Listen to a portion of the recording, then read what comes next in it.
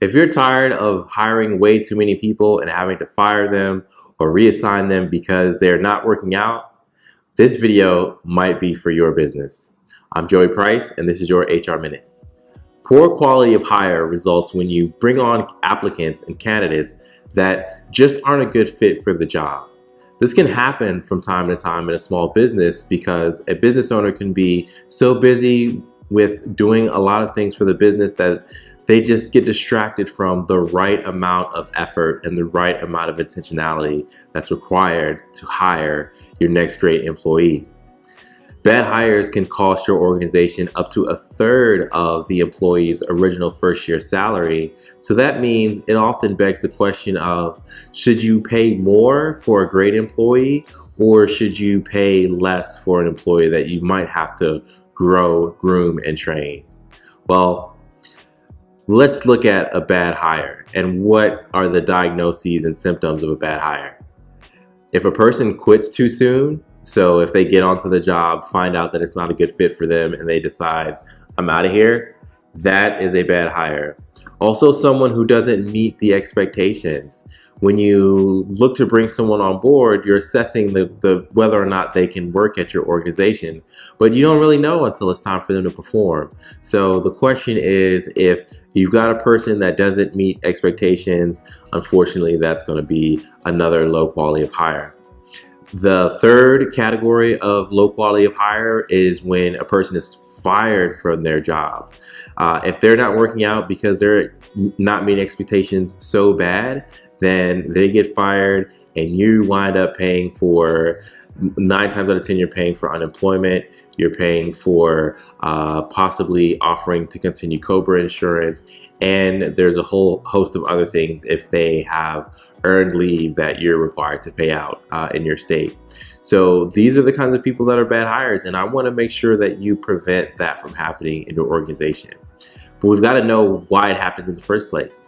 The first reason is that there's a failure to communicate the true job duties. Now, a show of hands, if you've ever went online, found a job description that sounds like the one you're looking to hire for, and you've copied and pasted and put it on your website. Well, that can be problematic because when you do that, it fails to really take into account the true nuances of what it's like to work at your company. What the manager's expectations would be, what the company's expectations would be, and what the person should expect from themselves as they commit to building your organization. This happens especially in small businesses because you're trying to cut corners, you're trying to save time, but it does come back to bite you in the butt because you're spending a third of that employee's first year salary when you've got to re-recruit for the position all over again. And when you let that person go, you've got to hire other people and spread the duties of their team while you're looking for that search. Another reason why quality of hire suffers is because there's a failure to manage daily expectations. You know, if you bring someone on board, sign the offer letter, say, hey, welcome to the team, high five, you're on board, but you don't know how to manage that person's day, then unfortunately, it's going to be a very bad situation, and you've got to get a fix for that. The next thing is that the wrong person tricked you into being hired. That can be difficult because if you get the wool pulled over your head when it's the interview process and a person sounds like they can do the work, but you don't really know how to verify that and you bring them on board, then they can tank and fail. You've probably had that experience before. So we're going to move on to the next part and show you how to change that.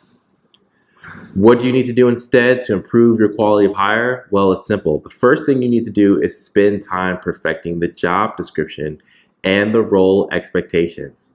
Hiring, interviewing is a two-way street. As much as the person needs to learn about your organization, the organization needs to know about the person and their fit for the job. So I say all the time, if you don't have the time to do it right the first time, when will you have the time to do it again and recruit for another person? So if you don't have the time, work with Jumpstart HR. We can help you get your job descriptions all settled. We work with you to make sure that everything is square and good to go, and there's a realistic expectation. If you don't work with a person or provider like Jumpstart HR, you would want to make sure that the managers and the team that's actually a part of the process, make sure that they have put input as far as what the job should be like. Next, you want to have weekly, if not twice a week, check-ins with your new hire, and just make sure that they're on the same page. I like to say that failure should not be a surprise. If a person is not meeting the expectations in the role, it shouldn't come down to an annual performance review, or it shouldn't come down to a time where you are evaluating them and you haven't given coaching, guiding, adjustment along the way. Make sure that you have a constant grip and grasp on how an employee is doing in your organization. And the final thing that you need to do is revamp your hiring process. When you think about the kinds of questions that you're asking in an interview process, make sure that they're not just what I call check the box questions. Can you do this? Can you start at this time? What's your salary, etc. But you want to ask more behavioral-based questions and scenario-based questions. A great scenario-based question might be, tell me about a time where you had to react to stress, or tell me about a time where you had competing priorities in a job and you had to make a decision, or tell me about a time where you used this type of programming language to get this type of outcome.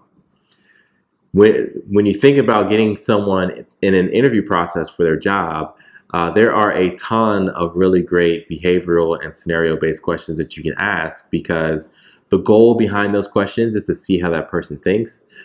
Is to see if they've actually done the work before. Because, hey, let's be real. There are some questions you can fake your way through, and behavioral questions and scenario questions just aren't that. You have to have the experience in order to qualify and be successful in a scenario-based interview question.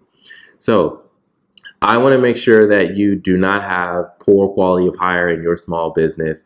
Make sure that you drop a comment in the box below to ask any questions you might have about quality of hire and improving that process. And also make sure you check out our website, jumpstart-hr.com, where we can help you build a better onboarding program that reduces low quality of hire and increases the money you keep in your pocket. Make sure you hit the subscribe button for more videos, and I'll see you next week.